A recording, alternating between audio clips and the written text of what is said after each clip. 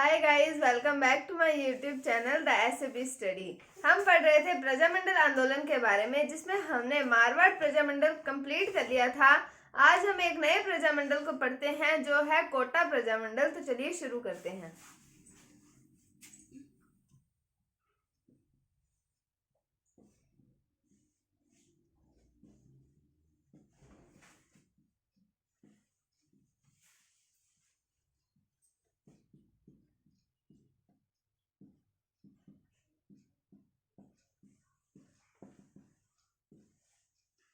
तो यहाँ पर सबसे पहले राजनीतिक चेतना जागृत करने का कार्य किया गया था पंडित नैनूराम शर्मा के द्वारा।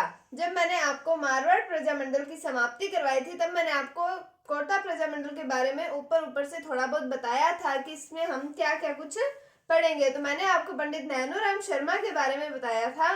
तो यहाँ पर सबसे पहले राजनीतिक चेतना जागृत करने का कार्य किया गया था पंडित नैनूराम शर्मा के द्वारा। तो यहाँ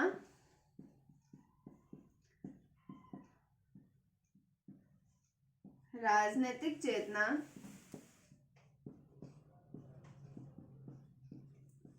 जागृत करने का कार्य पंडित नैनूराम शर्मा के द्वारा किया गया था।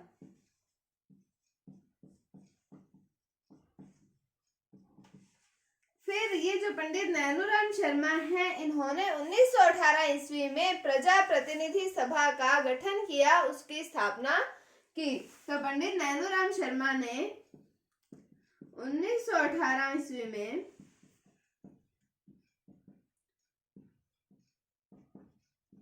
प्रजा प्रतिनिधि सभा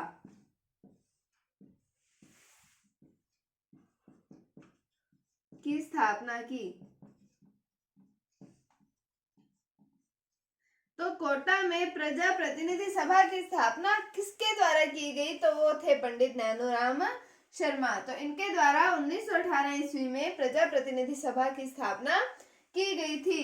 अब हम बात करें कोटा प्रजामंडल की स्थापना के बारे में, तो पंडित नैनूराम शर्मा ने अभिन्न हरि के सहयोग से कोटा प्रजामंडल की स्थापना की थी।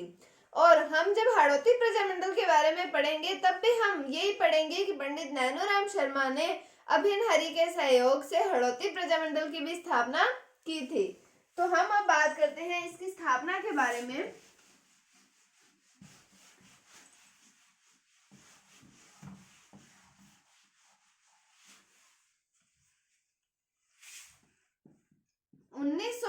ईस्वी में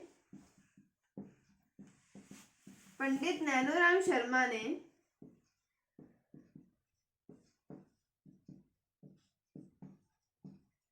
पंडित अभिन्न हरि के सहयोग से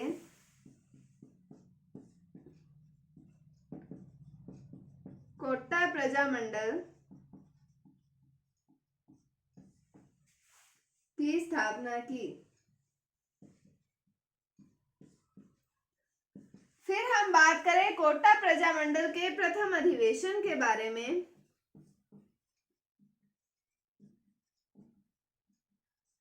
तो इसका प्रथम अधिवेशन 1939 ईस्वी में हुआ था, मांगरोल में।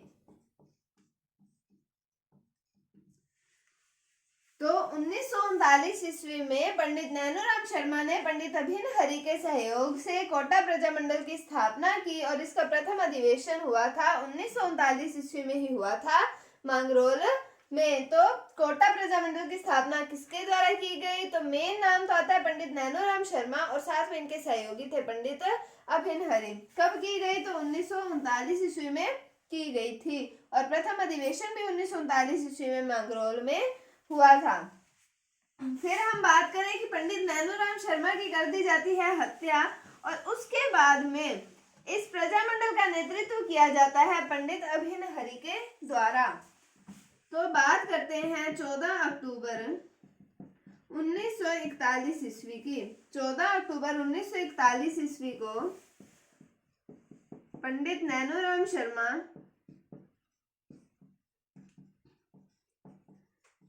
की हत्या कर दी जाती है।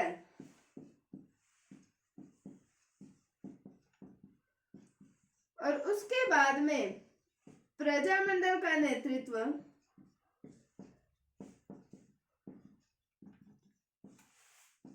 पंडित अभिन्न हरि के द्वारा किया गया।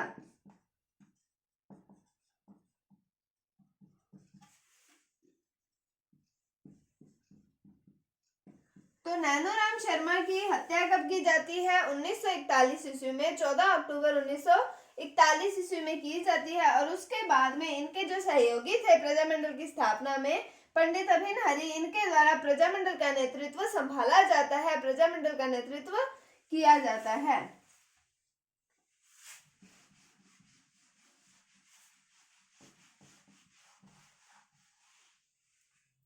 फिर हम बात करें 1942 ईस्वी की। 1942 ईस्वी में प्रजामंडल के अध्यक्ष आते हैं मोतीलाल जैन।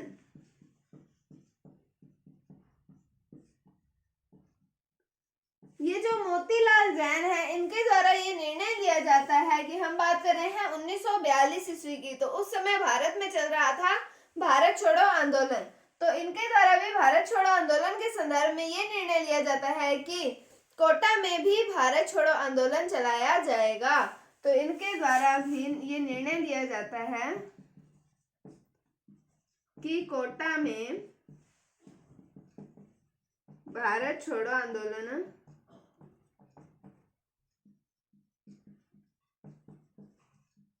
होगा। तो इसके अंदर फिर हम 1942 की ही अगर बात करें, 1942 ईस्वी में प्रजामंडल के कार्यकर्ताओं ने पुलिस प्रशासन जो था, इनको बैरकों में बंद कर दिया, यानी जेल में बंद कर दिया, और सत्ता अपने हाथ में ले ली, प्रशासन सारा अपने हाथ में ले लिया। ऐसा कोटा में हुआ था दूसरी बार। और पहली बार जब मैंने आपको 1857 की क्रांति पढ़ाई थी, उसमें भी मैंने आपको यही बताया था कि इन्होंने सत्ता को अपने हाथ में ले लिया था और फिर 1857 की क्रांति हुई थी। अगर आपने 1857 की क्रांति वाली वीडियोस नहीं देखी हैं तो आप उसे भी देख लीजिए। ये भी एग्जाम्स में बहुत बार इनसे प्रश्न पूछा जाता है 1857 की क्रांति से। तो 1942 ईस्वी की बात की हमने, प्रजामंडल के कार्यकर्ताओं ने पुलिस प्रशासन को बैरकों में बंद कर दिया और सत्ता को अपने हाथ में ले लिया। और इसके अंदर छात्र छात्राओं के द्वारा भी भाग दिया गया था। फिर यहाँ पर छात्रों के नेतृत्वकर्ता की भी बात आएगी और छात्राओं के नेतृत्वकर्ता की भी बात आएगी। तो अब हम उसको देखते हैं कि 1942 ईस्वी में प्रजामंडल कार्यकर्ताओं ने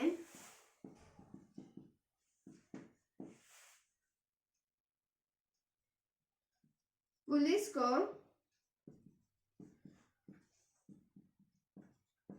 बैरकों में बंद कर दिया और प्रशासन अपने हाथ में ले लिया।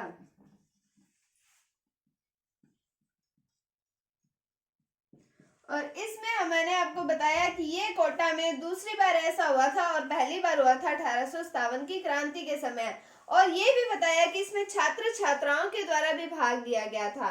तो इसमें छात्रों का जो नेतृत्व करता था वो भी एक छात्र था जिसका नाम आता है कृष्णा गोपाल गुप्ता। और जो छात्रा आती हैं जिन्होंने छात्राओं का नेतृत्व किया था, उनका नाम आता है कुसुम गुप्ता।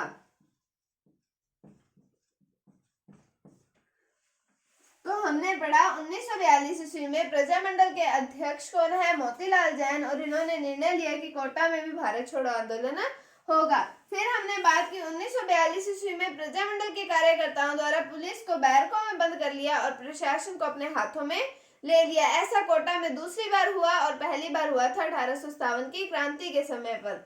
तो फिर मैंने बताया आपको इसमें छात्र छात्राओं के द्वारा भी भाग लिया गया था। और छात्र है, इसके अंदर छात्रों का जो नेतृत्व किया था वो किया था कृष्णा गोपाल गुप्ता ने। और जो छात्राओं का नेतृत्व किया था वो किया था कुसुम गुप्ता ने। उसके बाद में राजस्थान के एकीकरण की बात आती है, तो एकीकरण के समय पर यहाँ पर उत्तरदायी शासन की स्थापना हो जाती है और ये प्रजामंडल आंदोलन समाप्त हो जाता है।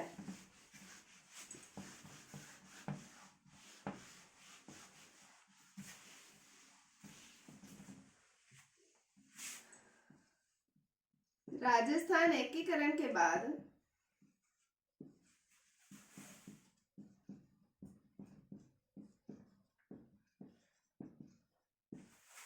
यहाँ